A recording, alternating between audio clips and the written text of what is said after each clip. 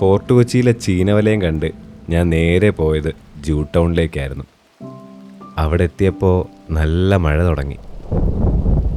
OnePlus 13 camera test ചെയ്യാനായിരുന്നു ഞാൻ കൊച്ചിയിലേക്ക് വന്നത്.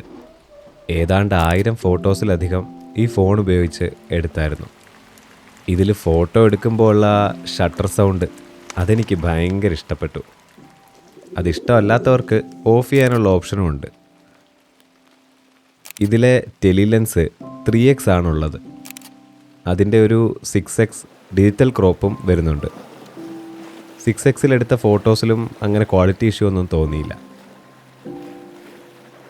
മഴ കഴിഞ്ഞുള്ള സൺസെറ്റും ഈ ചേട്ടൻ്റെ ഫ്ലൂട്ട് വായനയൊക്കെ കൂടിയായിട്ട് ഫോർട്ട് കൊച്ചി ബീച്ച് ഭയങ്കര വൈബായിരുന്നു.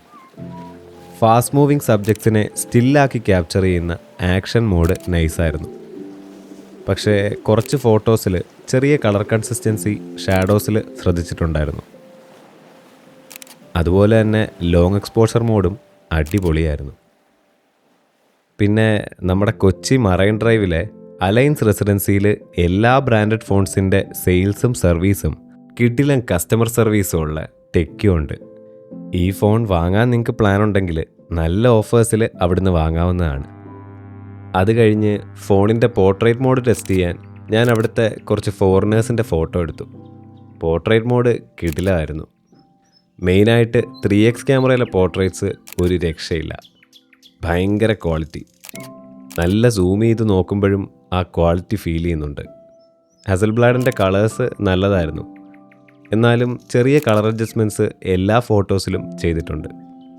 പക്ഷേ 3xന് മുകളിലോട്ട് പോർട്രേറ്റിന് ഓപ്ഷൻ ഇല്ലാത്തത് ഒരു നെഗറ്റീവായിട്ട് തോന്നി.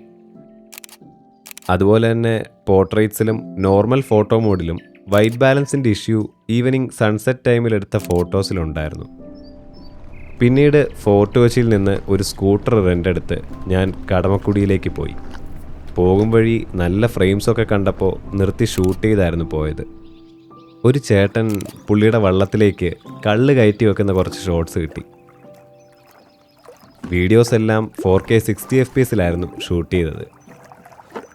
4K 60 fps 30 സെക്കൻഡ്സ് ലിമിറ്റ് ഭയങ്കര ബുദ്ധിമുട്ടായിരുന്നു. 30 സെക്കൻഡ് ആവുമ്പോൾ റെക്കോർഡിംഗ് ഓട്ടോമാറ്റിക്കായിട്ട് സ്റ്റോപ്പ് ആവും, സ്ക്രീൻ ഓഫ് ആവും. ഹീറ്റിംഗ് കൺട്രോൾ ചെയ്യാൻ വേണ്ടിയിട്ടായിരിക്കും ഇങ്ങനൊരു ലിമിറ്റ് വെച്ചേക്കുന്നത്. 4K 30 fps ഈ ഇഷ്യൂ ഇല്ല. ഇതെനിക്ക് ശരിക്കും ഇഷ്ടപ്പെട്ടൊരു ഫോട്ടോ ആയിരുന്നു. അത് കഴിഞ്ഞ് ഞാനും ഹരിയും കൂടെ കൊച്ചി ബാക്ക് വാട്ടേഴ്സിൽ ഒരു ബോട്ടിങ് നടത്തി. തീർച്ചയായും ഈ പ്രൈസിന് ഈ ഫോൺ വളരെ വർത്തായി എനിക്ക് തോന്നി. ഫോണിൻ്റെ ക്യാമറ, ബാറ്ററി, ഡിസ്പ്ലേയുടെ ബ്രൈറ്റ്നസ് എല്ലാം നൈസായിരുന്നു. പിന്നെ ഈ ഫോണിൻ്റെ ക്യാമറയുടെ നെഗറ്റീവ്സ് എനിക്ക് തോന്നിയത് ചില സമയം സ്കൈയും അല്ലെങ്കിൽ ഭയങ്കര ഹൈലൈറ്റ്സ് ഉള്ള ഏരിയാസും ഓവർ എക്സ്പോസ്ഡ് ആവുന്നുണ്ട്. ഡൈനാമിക് റേഞ്ചിൻ്റെ ആണോ അതോ ഫോണിൻ്റെ പ്രോസസ്സിംഗ് ബെറ്റർ ആവേണ്ടതാണോ എന്നുള്ളത് നോക്കാനുണ്ട്. വൈഡ് ലെൻസിൽ നിന്ന് അൾട്രാ വൈഡിലേക്ക് സ്വിച്ച് ചെയ്യുമ്പോൾ ഉള്ള കളർ ഡിഫറൻസും ചില സ്ഥലങ്ങളിൽ വളരെ നോട്ടീസബിൾ ആയിരുന്നു. പിന്നെ എന്നോട് പലരും ചോദിക്കാറുള്ളതാണ് വീഡിയോസിലെ മ്യൂസിക്കും സൗണ്ട് എഫക്ട്സും എവിടെ നിന്നാണ് എടുക്കുന്നതെന്ന്. ഹൈ ക്വാളിറ്റിയിൽ അത് ഡൗൺലോഡ് ചെയ്യാനായിട്ട് ഞാൻ എപ്പിഡമിക് സൗണ്ടാണ് യൂസ് ചെയ്യുന്നത്. ലിങ്ക് ഞാൻ ഡിസ്ക്രിപ്ഷനിൽ കൊടുത്തേക്കാം.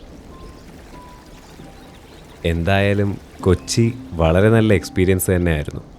പ്രത്യേകിച്ചും ഈ തെങ്ങിൻതോപ്പിൻ്റെ ഇടയിലൂടെയുള്ള ബോട്ട് യാത്ര നല്ല ഫീലായിരുന്നു. എടപ്പള്ളി പള്ളി കയറി കുറച്ച് നേരം ഇരുന്നിട്ട് ഞാൻ തിരികെ പോന്നു.